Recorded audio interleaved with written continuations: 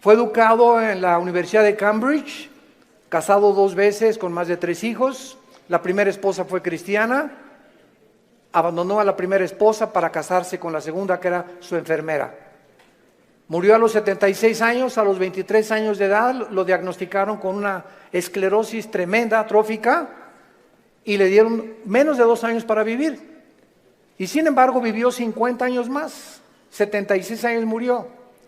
Y lo más irónico del caso de la vida de este grande astrofísico inglés fue que su esposa, cuando lo metieron y lo entubaron 2 veces a los 20 y tantos años y después a los 40 y tantos, y le dijeron en el hospital que ya tenían que desconectarlo porque ya no podía vivir, ella se puso de rodillas e intervino ante el trono de la gracia, y llegaron los doctores y le dijeron: es que esto es un milagro. Y la segunda vez que otra vez lo vuelven a conectar porque ya estaba a punto de irse de este mundo, su esposa vuelve a arrodillarse en oración para salvarle la vida. Él supo que su esposa estaba de rodillas orando por él, y cuando él tuvo esta oportunidad de poder decirle a Dios: gracias porque me concedes la vida, se siguió burlando de ella. Y las palabras de él a su esposa fueron las siguientes: yo no hago caso de la religión porque es la ciencia la que nos da la verdad. Me dio mucha tristeza que antes de morir haya muerto negando a Dios y declarando que Dios no es el creador del universo. En ese momento, cuando escuché este programa de televisión, porque fue a través de las noticias que escuché esto, inmediatamente vino a mi mente la vida de más grandes astrofísicos que él, que fueron cristianos.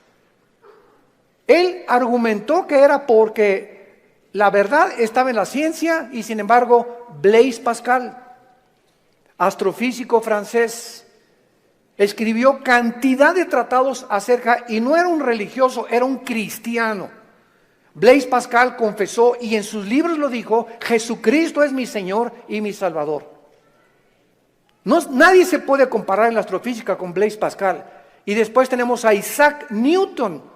¡Qué tremendo! Isaac Newton, que comienza a postular las leyes de la famosa gravitación, cristiano de los pies a la cabeza, y muere alabando a Dios y dándole gracias a Dios por la muerte de Cristo. Louis Pasteur, siglo XX, un famoso doctor, experto en medicina, y el legado que él dejó a la ciencia fue impresionante, cristiano. Y finalmente Alberto Einstein, que fue famoso cuando dijo: Dios no juega con el universo como si jugara los dados. Todos estos hombres fueron cristianos y creían en Dios. Los filósofos de hace 2150 años aproximadamente, 150 años antes de Jesucristo, Aristóteles, que fue el maestro de Alejandro el Magno, Platón, Sócrates, Demóstenes, creían en un Dios. Por lo menos dijeron: pienso, luego existo, existo, luego vivo, esta causa no puede estar dentro de mí, esta causa tiene que estar fuera de mí, tiene que haber algo, llámale la fuerza, una entidad superior, pero tiene que haber algo que trascienda, que es Dios. Aunque no lo pudieron nunca ubicar, el apóstol Pablo en Hechos 17 se enfrenta con los atenienses filósofos, discípulos de un gran hombre que se llamaba Zenón, y los discípulos eran los epicúreos y los estoicos. Y Pablo en Hechos 17 les demuestra y les dice: ustedes adoran un Dios porque tienen un monumento altísimo que decía: al Dios desconocido. O sea, ellos lo único que sabían es que tiene que haber una causa detrás de la existencia del mundo y del universo. Pero llegamos al siglo XX, donde se levantan Friedrich Nietzsche, Jean-Paul Sartre, Bertrand Russell, Richard Dawkins, y finalmente este astrofísico que muere diciendo que Dios no puede existir ni ser el creador del universo. ¿Saben ustedes por qué el astrofísico Stephen Hawking negó a Dios antes de morir? Simplemente porque no pudo explicar sus sufrimientos.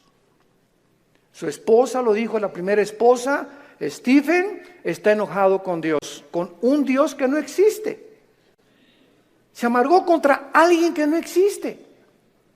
Y siempre estuvo repelando, ¿verdad? ¿Por qué? Si Dios es Dios, no lo sanaba y no lo levantaba de esa silla de ruedas. Hace poco ustedes escucharon el testimonio de Nicky, un muchacho sin brazos y sin piernas. Nació con el puro tronco nada más. Y cuando oye su testimonio dice que a los 8 o 9 años de edad, como no podía suicidarse, se metió y con la boca abrió la llave del baño para ahogarse. Y en ese momento él reaccionó y dijo, ¿pero qué es esto? Y comenzó a gritarle, Dios, si existes, dime la razón por la cual me trajiste hacia el mundo, sin brazos y sin piernas. Y entonces él entrega a los 11, 12 años de edad su vida a Jesucristo. Y no se imaginan ustedes los millones de almas que este muchacho, Nicky se apellida, ¿verdad? Nicky ha ganado en el mundo. Aquí lo tuvimos en México y mi esposa y yo, su esposa es mexicana y se han discipulado con nosotros desde hace muchos años. La esposa de él y la familia de ella también. Ahora ya van a ser papás otra vez. Así como lo ven, pero juguetón. Gracias a Dios por su vida. Entonces, podríamos nosotros realmente, porque esta es la espada y este es lo que esgrimen los ateos, los escépticos, los agnósticos, es que ¿por qué si hay un Dios hay un sufrimiento? ¿Por qué es?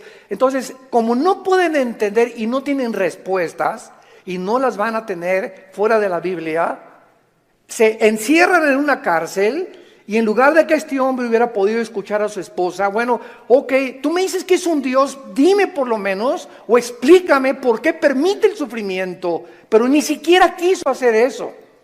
Negó completamente todo contacto con la Biblia. Y esta es la razón de esta serie que me he propuesto comunicarles a todos ustedes y a todos los que nos escuchan a través de las redes sociales, porque es el tiempo que seamos luz. El mundo está pidiendo respuesta a los políticos, astrofísicos, ateos, agnósticos, escépticos, etcétera, etcétera. Las universidades en Latinoamérica están llenas de ateos, infectando las mentes de nuestros hijos, incitándolos a una revolución, incitándolos a la violencia, porque ellos creen que a través de esta violencia y de este idealismo pueden ellos hacer un cambio en México social, o en Veracruz, o en cualquier otra nación. ¿Por qué? Porque hay un idealismo en la juventud que no tiene respuestas y nosotros somos la luz del mundo. Ya es hora que brillemos, ya es hora que levantemos la lámpara. Todos los 70s, 80s y 90s del siglo XX persiguieron a la Biblia, persiguieron al cristianismo, persiguieron a los pastores en Latinoamérica. Yo recuerdo cuando fui a la universidad a la conferencia en la Facultad de Filosofía y Letras, cómo querían burlarse todos. Ay, ya llegó el padrecito, así me decían, ya llegó el padrecito. A ver de qué nos va a hablar el padrecito, porque como ellos no tienen respuestas, creen que nosotros tampoco las tenemos. Y cuando nos enfrentamos a auditorios y les demostramos que hay más evidencias científicas en la creación bíblica que en la famosa teoría de la evolución. Cuando alguien te diga y tú le preguntes, bueno, ¿cuál es tu punto de vista o tu perspectiva de cómo te imaginas que creó el universo? ¿Qué te van a contestar? Pues por ahí anda una enseñanza, una ideología que se llama el Big Bang o la grande explosión traducida. ¿Y qué significa esto? Que pues los físicos y se imaginan, porque no se puede probar científicamente, que pues comenzó con una explosión en el universo. Y entonces de esa explosión se formó todo lo que nosotros vemos. Cuando las propias leyes de la física, la primera y la segunda ley de la termodinámica, contradicen el Big Bang. Virgen del Socorro. Me atrevo a decir esto. La misma física que dice la primera ley de la termodinámica, nada se crea ni se destruye, la segunda ley, todo tiende al desorden, a la oxidación, a la destrucción, a la corrupción. Nunca del desorden se ha formado el orden, por el amor de Dios. Entonces, ¿cómo podemos estar defendiendo una teoría que la aceptamos ciegamente, porque mi maestro me la enseñó, porque tu maestro no tiene ninguna otra explicación. Y como dijo Don Teofilito, como decimos aquí en México, ni la tendrán si no vienen a la Biblia. Porque por medio de la ciencia y por medio de la intelectualidad, que es limitada, el ser humano no puede traspasar y trascender la dimensión espiritual, la dimensión del mundo invisible. Entonces el intelecto choca contra las cosas que no entiende y al llegar ahí se vuelven locos. Entonces no puede el ser humano comprender la inmensidad del universo que nos rodea, ni los caminos ni los pensamientos de Dios, porque son más altos que los nuestros. Dios tuvo que bajar hace 2000 años en la persona de Jesús para Él comunicarnos y revelarnos los secretos que se encuentran detrás de su universo, de su soberanía, de la tierra, de dónde venimos, los animales, la genética y la ciencia que continúan como demostrando y comprobando simplemente que la Biblia tenía la razón. Y es hora de hablar, y es hora de tener una confrontación directa, porque el mundo se está hundiendo en la confusión teológica, en la confusión ideológica. Los gobiernos los invitamos al próximo desayuno en junio, ya les dieron su volante, titulado El fracaso de los gobiernos humanos. Otra vez, ¿verdad? Vamos a examinar todos los gobiernos, nazismo, fascismo, monarquías, democracias, etcétera, etcétera. ¿Por qué ninguno ha funcionado? ¿Por qué siguen peleándose? ¿Por qué ahorita ya los partidos políticos en todas partes del mundo, ya sus convicciones, los estatutos en los que formaron sus partidos están deshaciéndose y contagiándose con el otro? Es como si nosotros dijéramos, soy cristiano, pero me voy a juntar con los mormones y con los musulmanes. Cuando los principios de los musulmanes, los principios de los mormones y el cristianismo se contradicen unos a otros. Entonces, ¿creo realmente que mis convicciones son reales y es la verdad? ¿O necesito otras ideologías porque no estoy seguro de lo que yo creo? Es una tristeza, se están derrumbando ante nuestros ojos todas las ideologías y todas las filosofías del mundo. Los sistemas de pensamiento están confundidísimos como jamás lo habían estado. Gubernamentalmente, teológicamente, filosóficamente, económicamente, es una confusión en el mundo tremenda. Es el estrés por el cual vive la gente. Es una incertidumbre de dónde está la verdad, dónde está la luz, quién tiene la verdad. Tú dices que en aquella religión, tú dices que en aquella religión. Discúlpame, en ninguna religión en la persona de Jesucristo. Porque tú puedes tener X religión sin tener la verdad, ni tener al Hijo de Dios en tu vida. Él fue el que vino y nos dijo, no los católicos, no los evangélicos, no los nazarenos, no los mormones. Jesús dijo, yo soy la verdad. Y cuando Él entra a tu vida, se te caen las vendas. Y de alguna forma el entendimiento se nos comienza a expandir.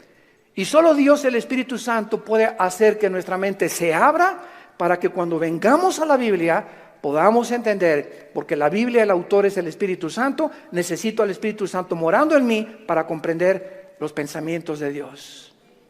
Ven a la Biblia sin el Espíritu Santo y vas a chocar contra los pensamientos de Dios, porque el hombre natural no entiende las cosas del Espíritu, porque para él son locura, porque estas cosas no se intelectualizan, estas cosas se disciernen espiritualmente.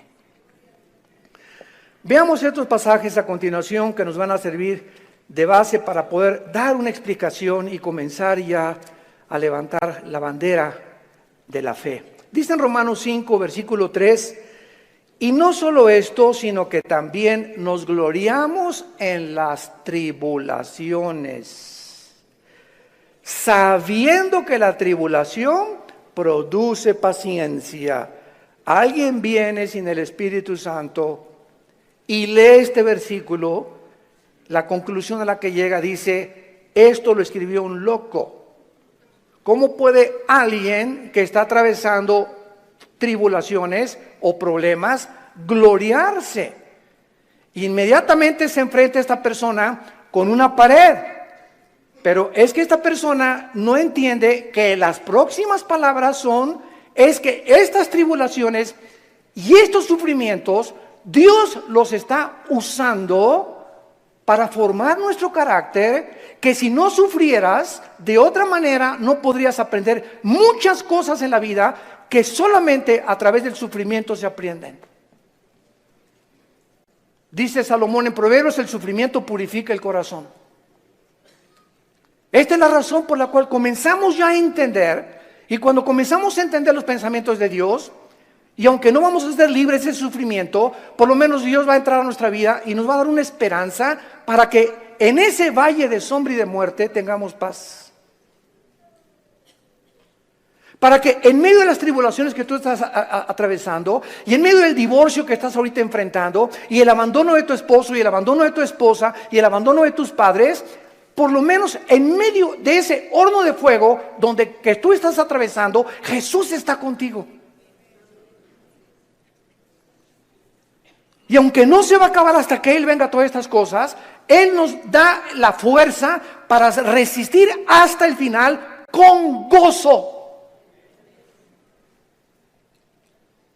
Y la paciencia solamente es el fruto de las pruebas y las tribulaciones. ¿Se imagina lo que la Biblia dice? ¿Y para qué quiere la paciencia, Señor? Si no tienes paciencia, te vas a casar con el chavo equivocado. Si no tienes paciencia, te vas a casar con la muchacha equivocada. Si no tienes paciencia y eres una persona impulsiva que compras y vendes, etcétera, etcétera, sin meditar ni reflexionar nada, vas a comprar la casa equivocada, el carro equivocado, el viaje que Dios no quería que hicieras lo vas a hacer por tu impaciencia, porque por naturaleza somos impacientes. Entonces la Biblia nos comienza a abrir los ojos y nos dice, espérame tantito, la paciencia es una virtud elemental para que puedas tomar decisiones y no te arrepientas el día de mañana. Pues yo quiero la paciencia, Señor. Viene entonces el fuego de la prueba. No tengas miedo de las tribulaciones. Mi esposo, hermano, parece un martillo conmigo y duro y duro y duro y duro. Hermana, pues mientras más, te está haciendo tu esposito, sin que te des cuenta, estás desarrollando una capacidad para aguantar. Que si no quieres hacer eso, pues sácate un cuchillo y vete sobre él entonces. Y acaba con tus problemas. Hace muchos años, quiero irme con mucha calma con estas conferencias porque son muy importantes y tratar no se imaginan, oren por nosotros, por mi esposa y por nosotros, nuestros hijos. Necesitamos mucho de las oraciones de todos ustedes y le pido a Dios mucha oración, que siempre que yo estoy enfrente de un público pueda yo tener la capacidad de explicar su bendita y profunda palabra. Hace muchos años había un dramaturgo inglés llamado Oscar Wilde y él hizo muchísimas obras de teatro. Yo me acuerdo, tenía como 18, 19 años de edad, formé parte de un elenco teatral llamado Hamlet. Y en una de las cosas que yo tenía que declarar durante el escenario, en el teatro, representando a Hamlet, ¿verdad? Dice así la obra de William Shakespeare: morir, dormir, no más. ¿Qué es más levantado para el espíritu? ¿Levantar las armas contra un piélago de calamidades y haciéndole frente a acabar con ellas? ¿O esperar el sufrimiento y dormir y morir, no más? En otras palabras, este dramaturgo que no era cristiano, pero creía en Dios, Oscar Wilde, y tenía problemas morales, ¿verdad? No nos vamos a meter con eso ahorita. Oscar Wilde pudo entender que en la vida es o mueres o vives. Ahora, escojo vivir, aguántate. Le decía a mi papá, no chille, agarre piedras. Estamos vivos, no es Disneylandia, por el amor de Dios, ya madura. No es Reino Aventura. No estamos en el milenio todavía, estamos en un mundo de una raza humana caída, donde hay pecado, muerte, oscuridad, sombras, tristeza, enfermedades, violencia, etcétera, etcétera. Y vamos a través de esta serie a explicar por qué permitió Dios esto. Y nos vamos a dar cuenta, cuando veamos la explicación de Dios, vamos a levantar las manos, te voy a decir, Señor, profunda es tu sabiduría y tu gracia y tu misericordia. Cuán profundos son tus pensamientos. Y yo era como era porque no entendía. Ahora entiendo, Señor, y te alabo y te bendigo. Y va a venir una paz sobre tu vida que sobrepase el entendimiento, que te va a dar la fortaleza de seguir viviendo para Jesús. Y este es el propósito de esta serie que he tratado de preparar para todos ustedes y los que nos escuchan. Las tribulaciones nos producen paciencia. Necesitamos la paciencia. La segunda es Santiago capítulo 1, versículos 2 y 3. Santiago capítulo 1, 2 y 3. Hermanos míos, otra vez, parecía que estuviera loco Santiago, de cuál fumó. Tengan por sumo gozo cuando se hallen en diversas pruebas. ¿Quién puede llegar a esa conclusión, verdad? Gózate cuando te corran de tu trabajo. Gózate cuando pierdas tu casa. Gózate cuando tienes algún problema, ¿verdad? ¿Por qué me voy a gozar? Porque esa prueba que estás atravesando está produciendo paciencia. Otra vez, Santiago está de acuerdo con Pablo para poder, con diferentes palabras, decirnos que las pruebas producen paciencia. Entonces tú llegas a tu casa con tu esposa. ¿Qué crees, mi chenchita? ¿Qué, mi amor? Estás tan contento, te veo. Te ascendieron de puesto. No, mi amor, al contrario, me corrieron. ¿Quién podría reaccionar así? Nadie, ¿verdad? Ni marihuano. Nadie podría reaccionar de esa manera. Más que un cristiano que vive en el Espíritu. Y la esposa, oye, pero ¿sabes una cosa? Esto no es para que te pongas contento. Sí, mi amor, ¿sabes una cosa? Porque acuérdate de Romanos 8:28. Todas las cosas contribuyen para nuestro bien. Y no me corrieron porque haya sido ladrón, borracho, parrandero, jugador o defraudador. Me corrieron, ¿verdad? Por políticas, lo que tú quieras. Pero ¿sabes por qué me gozo, mi amor? Porque creo lo que dice la Biblia. Ahorita mi única reacción se había llegado. Vieja, sácamela de don Julio reposado. Y vamos a ponernos los dos hasta atrás. Esta vida no vale gorro. Vamos a divertir. Que nada, y que Dios, ni qué cristianismo. Esa es la otra reacción. Y comenzar con la autolástima y comenzar a amargarte contra Dios. ¿Te das cuenta?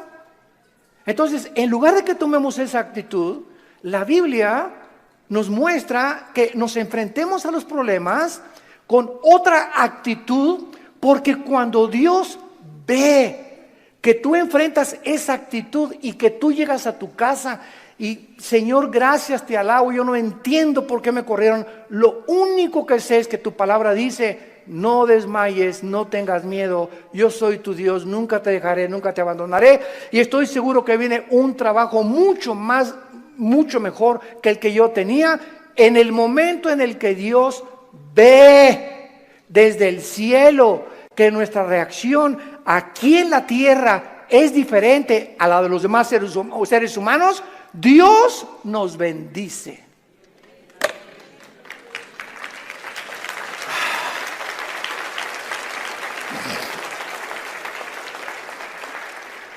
Porque sin fe, ¿y cómo se demuestra la fe? Actuando al contrario de nuestros sentimientos y emociones. Hebreos 11:6. Y el versículo 1 de Hebreos 11 dice: y la fe es la certeza de lo que se espera, la convicción de lo que no se ve. Veamos y metamos aquí un microscopio. La fe está relacionada con el futuro y con lo invisible. Es una certeza, es una seguridad de algo que está adelante de mí, que estoy esperando, y aunque yo no lo vea, estoy seguro que viene a mi vida. Y además estoy tan convencido aunque no lo vea. La fe, si no es algo que tú estás esperando y no estás convencido, tu fe es la fe de los demonios. Dice Santiago capítulo 2 que los demonios también creen. No, yo creo en Dios. Pero ¿sabes una cosa? Tú dices que crees en Dios intelectualmente, pero no demuestras que tú crees en Dios por la forma como tratas a tu esposa, por la forma como tratas a tus padres, por la forma como ves a las mujeres. Este pueblo, Marcos 7, dijo Jesús, de labios me honra. ¿Cuánta gente hay por todos lados? Y van a desayunos, y yo creo en Dios, pero sus acciones Su conducta contradice la piedad que ellos expresan o que creen tener en su corazón. Entonces te vuelves un hipócrita. Te vuelves un falso cristiano. Porque la fe tiene que, dice Santiago, sin obras no es fe. La salvación es por la fe, pero la forma de demostrar que esa fe es salvífica, que realmente nos ha transformado, es cuando vemos que ha transformado mi vida. Ya no soy el que yo era antes, antier, o hace un mes o hace 6 meses. Ahora cambió mi vida con mi esposa, la forma como veo a mis hijos, la forma como manejo mi negocio, la forma como me relaciono con la gente, la forma como veo a los gobiernos. Cambia completamente mi vida. Y si yo no manifiesto esta actitud o esta nueva conducta, no es cierto que soy cristiano. Y lo vamos a ver en el tercer pasaje, 1 de Pedro capítulo 1. Y ahí vamos a comenzar nuestra serie. Esta es la introducción. En 1 de Pedro capítulo 1, versículo del 6 al 9, escribe el apóstol Pedro, y los recipientes de esta carta eran judíos perseguidos por Roma. Esta carta fue dirigida a cristianos que están siendo perseguidos o sufriendo por su fe, en lo cual vosotros os alegráis, aunque ahora por un poco de tiempo, si es necesario, tengáis que ser afligidos en diversas pruebas, para que sometida a prueba vuestra fe, mucho más preciosa que el oro, el cual, aunque perecedero, se prueba, con fuego se hallada en alabanza, gloria y honra, cuando sea manifestado Jesucristo, a quien amáis sin haberle visto, en quien creyendo, aunque ahora no lo veáis, os alegráis con gozo inefable y glorioso, obteniendo el fin de vuestra fe, que es la salvación de vuestras almas. En otras palabras, y este es el tercer principio espiritual de nuestra serie, la fe de todos aquellos que han dicho: Jesús, entra en mi vida. Ayer en el desayuno tuvimos más de 35 decisiones, gracias a Dios, y la gente que hace una decisión por Jesucristo, quiero que lo sepas, tu fe va a ser probada. Tu fe va a ser probada. ¿Y saben ustedes dónde comienza a ser probada? En la familia, con tus hermanos y con tus papás o con tus primos. ¿Por qué? Porque la primera prueba de la fe es la persecución. Ayer nos contaba mi hermano Alejandro, él es el director del Instituto Teológico Internacional, el ITI, y nos contó una anécdota mientras veníamos de Toluca al desayuno en el camino, que yo no la conocía de mi hermano. Y me dice: Armando, tú sabes que cuando yo me convertí, porque él fue el primero en la casa que se convirtió.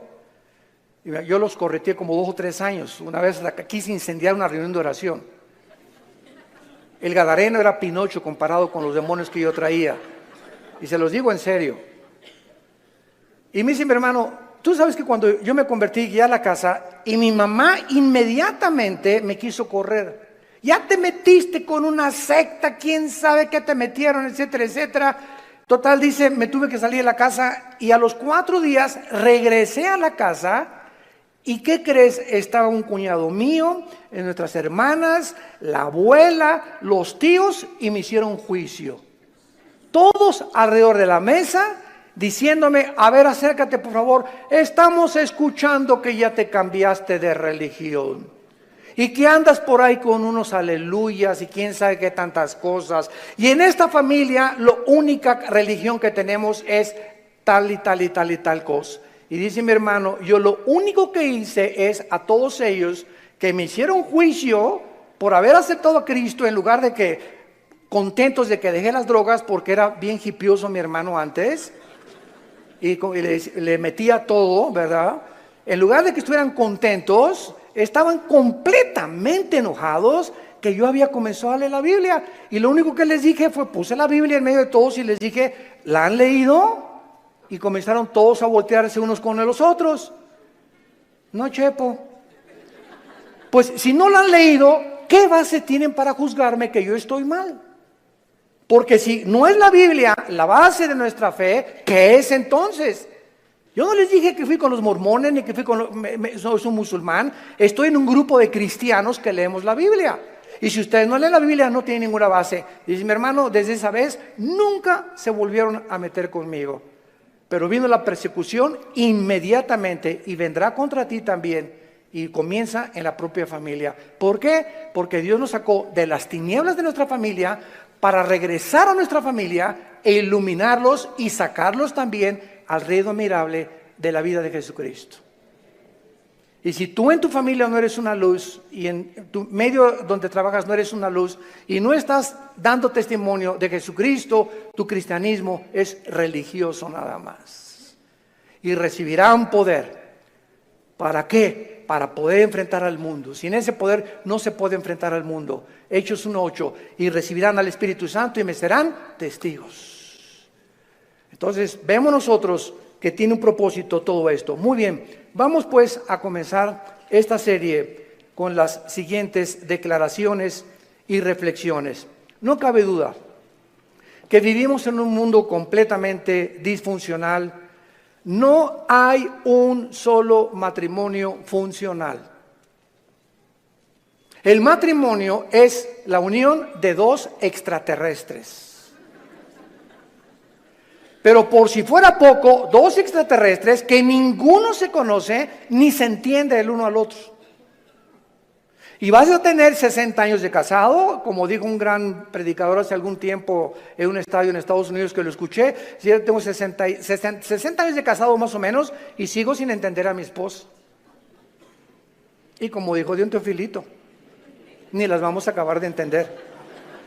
Porque no nos manda Dios a entenderlas, nos manda Dios a amarlas.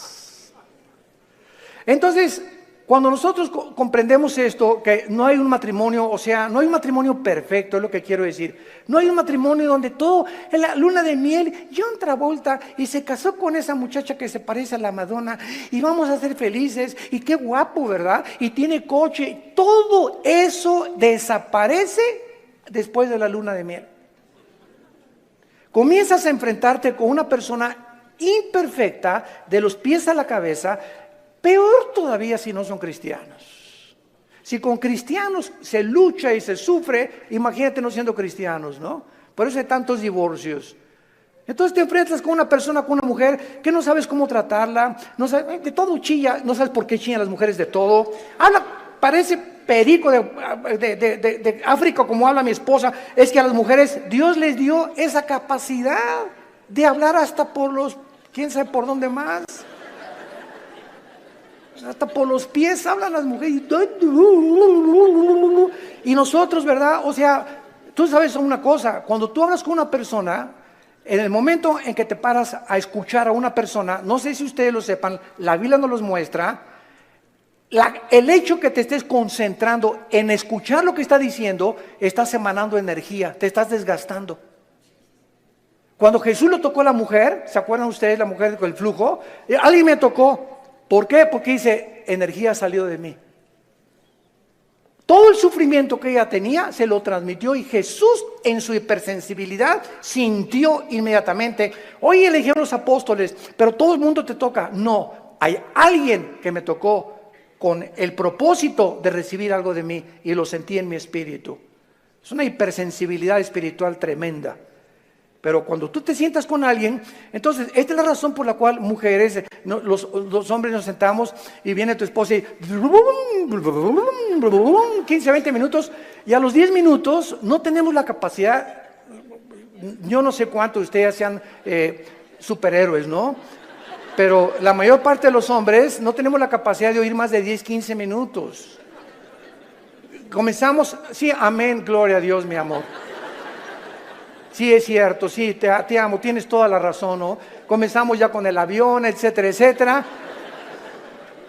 Pero ustedes las mujeres, mi esposa se junta con otra mujer, o cuando se juntan las pastoras, y 6 horas sin parar. Yo llego a los restaurantes, me recoges a las 7, sí voy a las 7, y ahí está, digo, oye, mi amor, te dejé a las 2 de la tarde, y sigues en la mesa platicando con ellas, y se despiden, y están en la puerta del restaurante, bye, y en la noche llega, y le siguen hablando por teléfono. Señor mío y Dios mío, Jesús, María y José y el burrito que los acompaña, así son. Dejémoslas, felicitémoslas, pero no las contradigamos, mucho menos, porque así las hizo Dios. Las mujeres tienen 7 días al mes que sus hormonas cambian drásticamente en la famosa menstruación, y durante esos 7 días no te atrevas a decirle nada. No te atrevas a tocarla tampoco, ni sexualmente tampoco, porque está prohibido en la Biblia.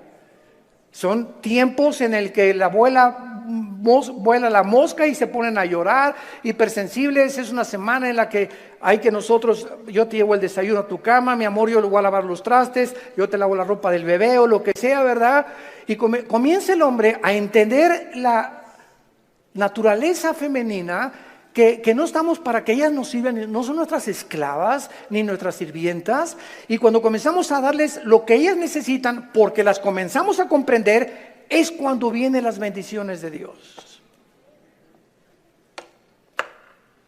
Es cuando vienen las bendiciones de Dios. ¿Por qué estamos haciendo así? Y no somos mandilones, eso no es ser mandilón, lo hacemos porque Dios nos dice, ama a tu mujer como yo te amé desde la cruz, con un amor sacrificial.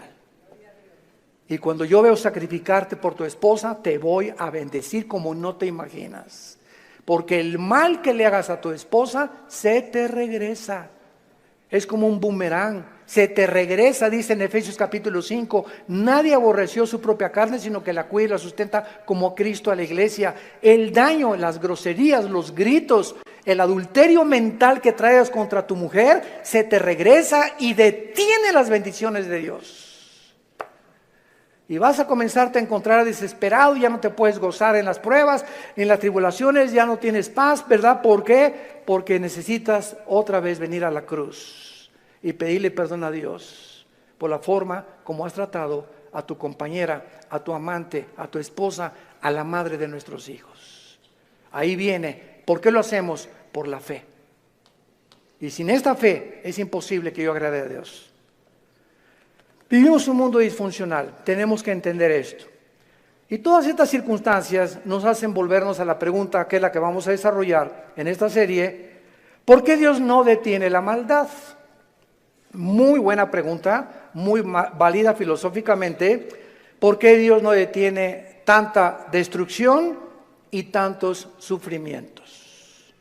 Es la pregunta que permanece en las mentes de la mayor parte del ateísmo, y muchas veces no solamente los ateos, sino también de los mismos cristianos.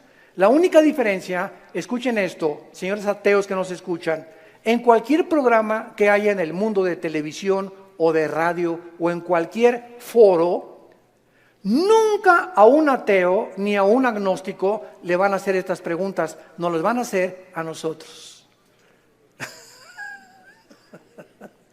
Porque los ateos no tienen respuestas. Y como no tienen respuestas, por eso se enojan contra Dios, y por eso se amargan, y por eso dicen que son ateos. Entonces, si el mundo va a cuestionar a algún ser humano para que le responda, no va a ir con los ateos, van a ir con nosotros. A ver, ¿tú qué te dices, cristianito? Dime esto y esto y esto. Hace mucho les conté un incidente que lo he repetido así. Una vez estaba platicando sobre el ateísmo en el Hotel María Isabel, salimos del desayuno hace algunos años y me aborda una persona en el elevador, pero así, ¿verdad? Usted es el señor Altuve, así, mucho gusto, ¿cómo está? Ya entramos al elevador juntos. Usted dice que Dios es todopoderoso, ¿verdad? Pero con esa actitud, ¿verdad? Usted dice que es todopoderoso, ¿verdad? Sí, efectivamente, Dios es todopoderoso. Y si es todopoderoso, ¿por qué no acaba con el diablo si él tiene poder? Y le contesté: porque comenzaría con usted.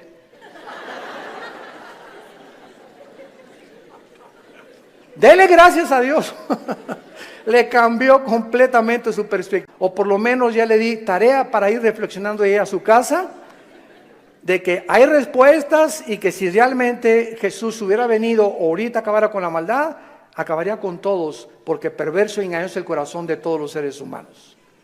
Entonces démosle gracias a Dios que no lo ha hecho y que en su paciencia, dice en 2 de Pedro capítulo 3, está esperando para que todos o la mayor parte de los seres humanos se arrepientan antes de que juzgue severamente este mundo.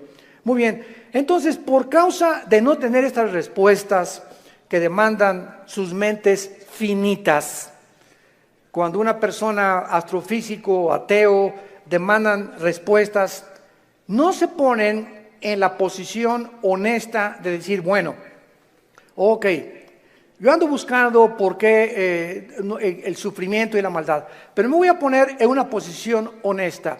Yo soy un ser humano, amén, lo soy. Si soy un ser humano y si existe Dios, es lógico, vamos a decir una línea lógica elemental, es lógico que sea un ser sobrenatural y sería imposible poder comprender los pensamientos, así como un niño no comprende los pensamientos de su padre, ni de un filósofo. Aunque es el mismo cerebro, no está desarrollado el niño de 6 años como el de uno de 25 años de edad. Entonces, siguiendo esta línea de lógica, si existe un Dios, tiene que ser mucho, mucho más grande. Entonces, yo estoy ante un universo lleno de misterios, estamos llenos de misterios. Si hay extraterrestres, si no hay extraterrestres, si existen los hoyos negros, si no los hoyos negros, si es el otro, que cómo comenzó el universo, de dónde venimos, bla, bla, bla. Estamos llenos de misterios. Entonces, estos misterios no voy nunca a comprenderlos con la mente de caracol que tengo, porque si existe Dios, es un ser hiperdimensional. ¿Qué necesito? Buscar dónde lo puedo encontrar. Si existe un Dios, ¿dónde lo puedo encontrar? Entonces hay mucha gente honesta intelectualmente que se envuelve en religiones. Entonces, por eso Sigmund Freud, el padre del psicoanálisis freudiano, dijo es que el ser humano busca a Dios porque tiene miedo a la oscuridad y a lo desconocido. Y entonces este temor inconsciente, escribió Freud, es lo que impulsa a muchos seres humanos a buscar a un Dios. Se equivocó completamente, porque aun cuando fuera así y me está guiando el temor a lo desconocido, dice la Biblia, me encontrarás porque me buscarás con todo tu corazón. Yo les confieso en mi caso particular, a los 25 años de edad me encontraba yo en un momento existencial en mi vida, que estaba yo en el lodo, así estaba yo en el suelo completamente. Anduve buscando en tantas religiones y por acá y por allá, también experimenté con algunas drogas, era borracho, parrandero, jugador, mujeriego, me decían el aventurero de Tlalnepantla, aunque no vivía en Tlalnepantla. Y a través de esta crisis existencial, mi hermano ya se había convertido, mi hermano Alejandro, y caí de rodillas un día porque los amenacé, llegaba mi hermano con los cristianos, Armando, arrepiéntete, ustedes están locos, y llegaban ahí, ¿verdad? Y hasta comenzaron a pelar, en ese tiempo se comenzaron a peinar como Jesús, así, y se ponían hasta unas túnicas blancas y me parecían locos, freaks, como le decimos en inglés, ¿no? Y dije, no, están más locos que nada, es la nueva onda, ¿verdad? Y peace and love y todo así, amorosos y todo, no me convencían. Hasta que llegó esta crisis existencial en mi vida, en la que ya no tuve más que hacer, intenté quitarme la vida 2 veces, ya no quería vivir, dije, no hay propósito, significado en mi vida, y en esa crisis caí a las 4 o 5 de la mañana, recordando las palabras que siempre mi hermano, antes de irse a la casa, oraban por mí. Y esas oraciones que hacían por mí en la casa me llegaron a tocar las fibras más sin que yo lo supiera, movieron mi espíritu. Y me levantó el Señor, creo, a las 3, 4 de la mañana y caí de rodillas. Le dije, Dios, si tú existes, te necesito. No sé quién eres, pero yo te necesito si tú existes.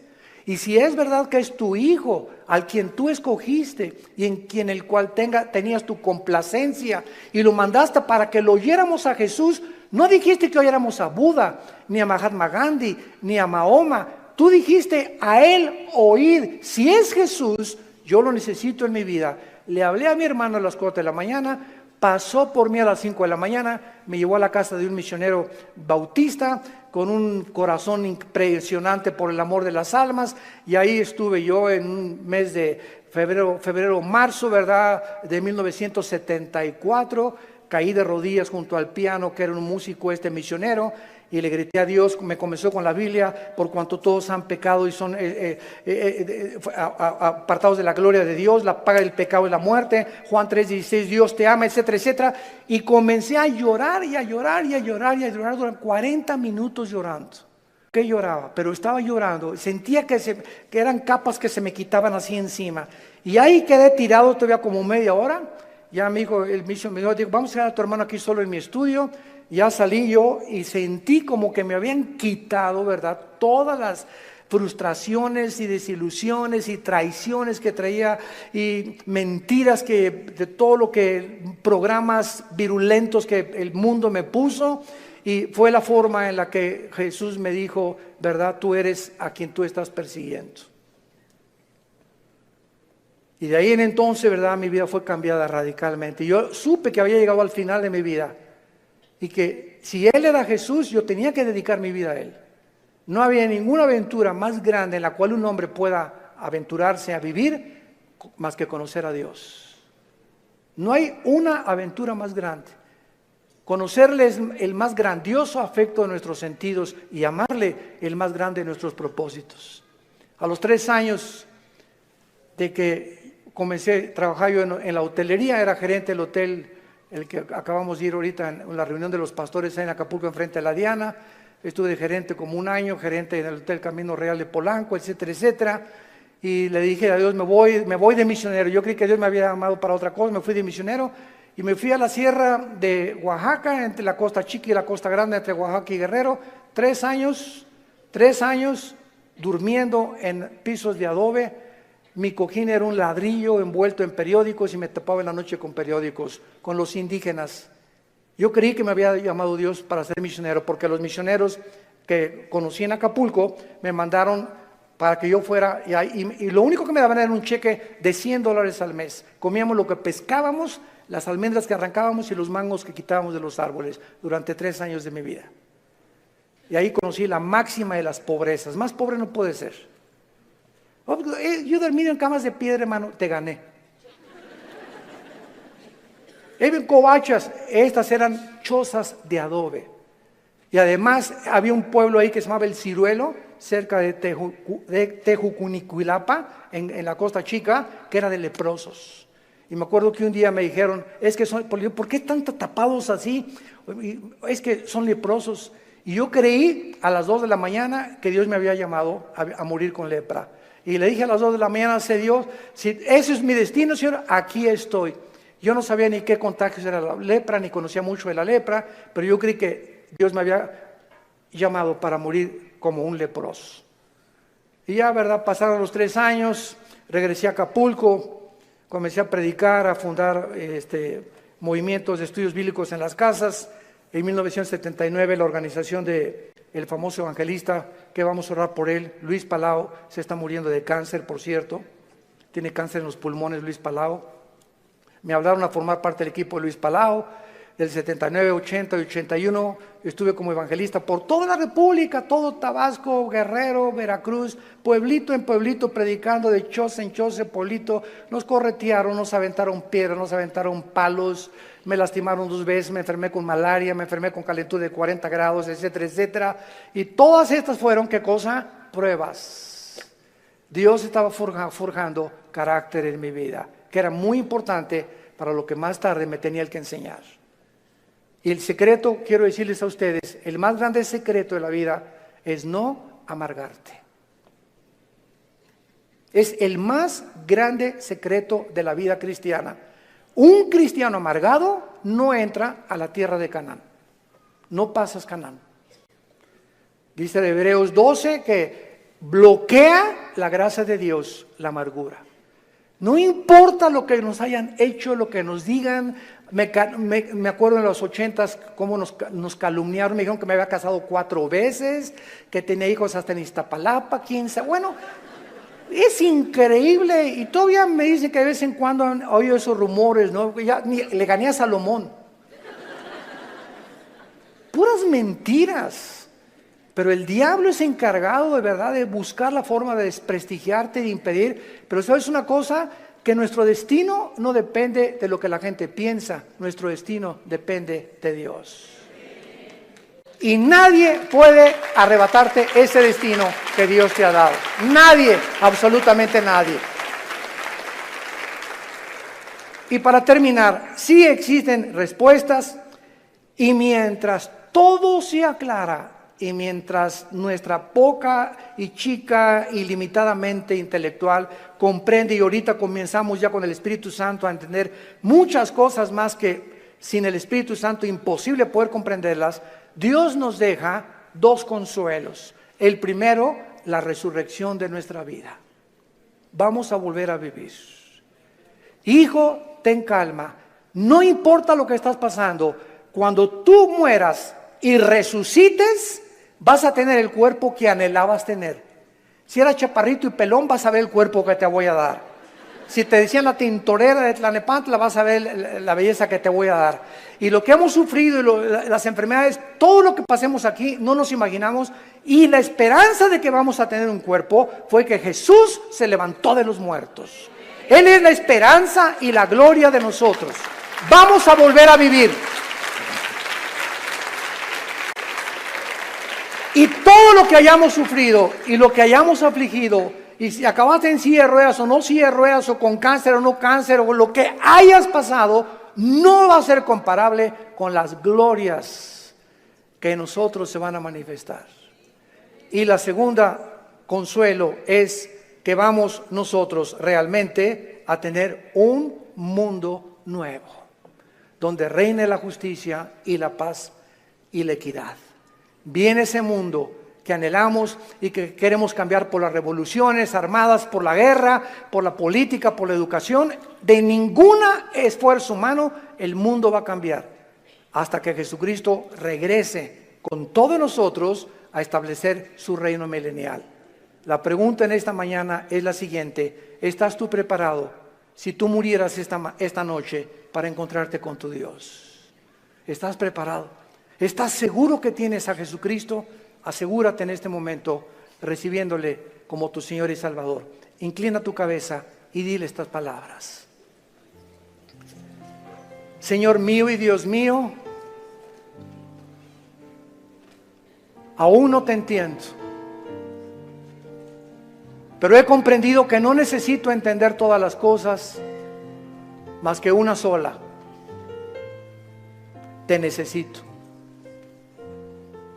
Sé que tú en la cruz enviaste a tu Hijo a pagar con su sangre por mis pecados, y que la resurrección de Jesucristo transformó el imperio romano, transformó la historia humana, al grado que la historia se cuenta antes y después de la vida de Jesús. Señor Jesús, gracias por esta muerte en mi lugar. Creo que con tu sangre pagaste lo que yo no podía pagar jamás.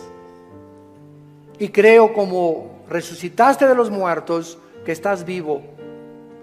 Y en este instante te pido, porque creo que vives, que entres a mi corazón. Señor, te necesito. Yo sé que con el tiempo comenzarán a caerse las cortinas de mi mente y comenzaré a comprender más y más cosas que ahora no entiendo, pero lo único que sé es que te necesito, que moriste en mi lugar y que nunca me dejarás ni me desampararás. Te recibo como mi Señor y mi Salvador. Amén. ¿Qué haríamos sin la Biblia? ¿Qué haríamos sin este maravilloso libro? El libro de los libros. Todos ustedes en esta mañana que por primera vez han hecho esta oración, nos gustaría bendecirles y saludarles. Y si tú en esta mañana hiciste esta oración por primera vez, ahí desde tu lugar te pido que te pongas de pie. Párense los que hicieron esta oración invitando a Cristo a sus vidas. Gracias a Dios. ¿Cuánta gente? Que Dios los bendiga. Gracias. Muchas gracias. Gracias, joven. Que Dios te bendiga. Alguien más. Que Dios la bendiga. Gracias a Dios. Allá atrás también. Muchas gracias. Gracias, Señor. Gracias, señorita. Gracias, joven. Que Dios te bendiga. Gracias, Padre, por todas estas personas, estas nuevas almas que vienen a la cruz. Nos ponemos de pie para recibir la bendición pastoral. Los que quieran extender su mano hacia acá lo pueden hacer. Los que no, no hay ningún problema. Es en señal de que recibes esta bendición. Dios bendiga tu vida. Dios bendiga tu matrimonio. Y les dé la paciencia para tolerarse y soportarse el uno al otro hasta que venga Jesús. Y esta fortaleza solo nos las puede dar el Espíritu Santo, viviendo en la palabra de Dios. Dios bendiga a tus hijos. Dios bendiga el fruto que llevas ahora en tu vientre. Que esta criatura crezca y nazca en un hogar cristiano, con principios de ética y de conducta moral. Que pueda el muchacho crecer con la seguridad y decir siempre: mis padres se amaban, mis padres se respetaban. Dios bendiga a tus padres, Dios bendiga tu trabajo, tu entrada y tu salida. A sus ángeles mandará para que tu pie no tropiece en piedra. Él te llenará el conocimiento de su voluntad con toda inteligencia y sabiduría espiritual, para que andes como es digno de Él, llevando fruto en toda buena obra y creciendo en el conocimiento y la gracia de Dios. Nosotros ya no estamos en tinieblas, estamos bajo la luz, para que seamos luz en medio de una generación que se está degradando y perdiendo rápidamente por la corrupción que hay en el mundo. Que esa paz que sobrepasa el entendimiento guarden ahora tus pensamientos y tu corazón.